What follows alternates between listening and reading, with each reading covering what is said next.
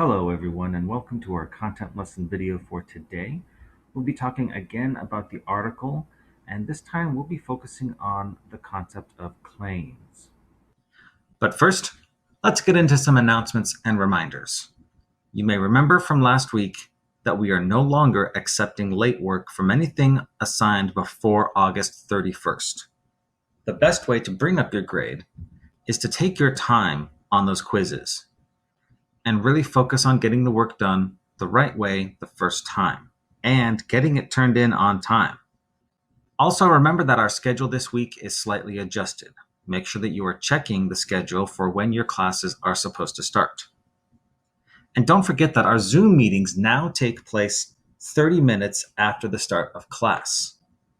We have a lot of students who are coming into the meetings 15, 20, even 30 minutes late. If you come 30 minutes late to the meeting, there's a good chance you will not be allowed in. Our other announcement has to do with email. A lot more of you are communicating with us through email, which is good. We would much prefer you guys email us your questions than leaving a private comment. But now that many of you are using email, we would like you to follow certain guidelines when doing so. Number one, if you are in one of our co-teach classes, please send your email to both Mr. Stevenson and Mr. Fitzpatrick.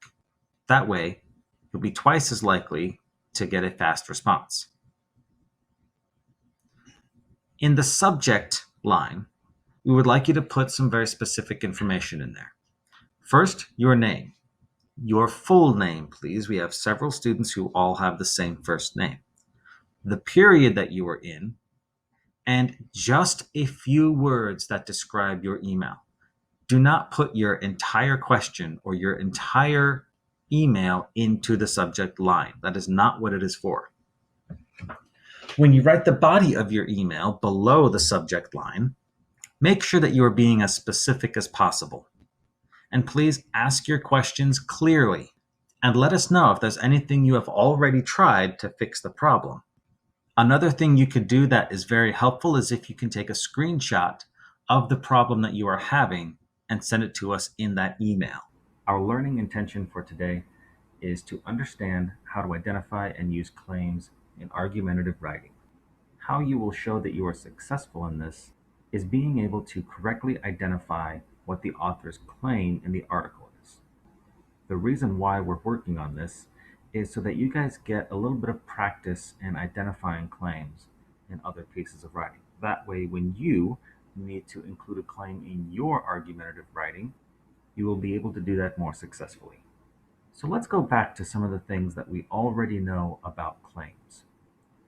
A claim is the position that you are taking on a topic. It is the whole point to why you are making that argument in the first place. It's your goal, what you hope to accomplish with this argument. Remember that a claim should be clear. It has to be specific.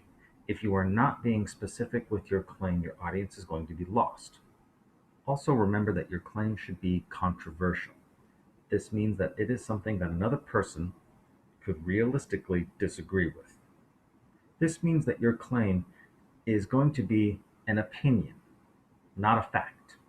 Your claim should never be a fact. Facts are reserved for your evidence. They are what you use to back up your claim.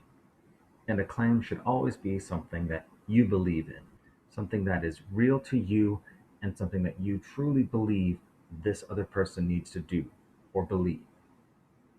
Now let's talk a little bit more about claims.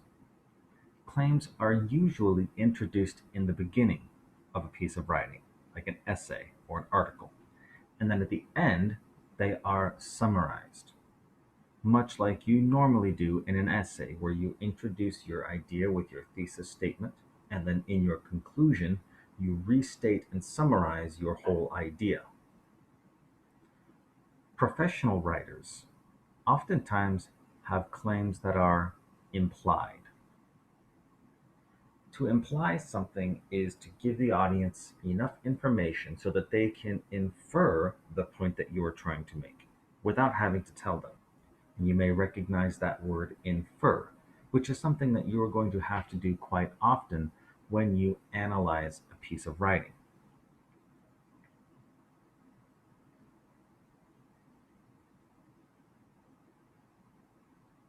To imply something means that you are being implicit, which is the opposite of being explicit. To be implicit means that you are hinting at something without saying it directly. You're beating around the bush. You're leading them on in the right direction of what you're saying without actually having to say it. To be explicit means that you are saying something very clearly and directly. There's no room for misunderstanding.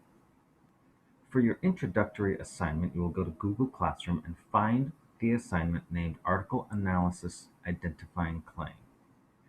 In this assignment, you are going to write what you think the author's claim is. Very simple, very easy this time. But your response needs to follow certain guidelines. It can only be one sentence. An author's claim should be able to be summarized into one sentence. You should also put this claim into your own words. You're not looking for a quote from the article, but instead you are going to put this into your own words. And it must be phrased like an opinion. It cannot be phrased like a fact. Remember, a fact cannot be a person's claim. A claim needs to be something that can be argued against, like an opinion. And your answer must be clear and specific, like any claim should.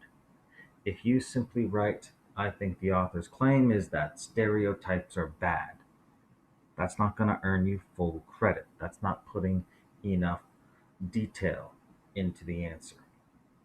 Don't forget that our Zoom takes place 30 minutes after the start of class. And in our Zoom today, we will be talking about these claims. I'll be looking through and identifying certain claims that students have come up with, and we will be talking about them and discussing them.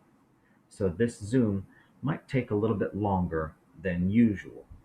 So I hope you are prepared to discuss, to give your answers, to talk about each other's responses, and be engaged. I will see you there.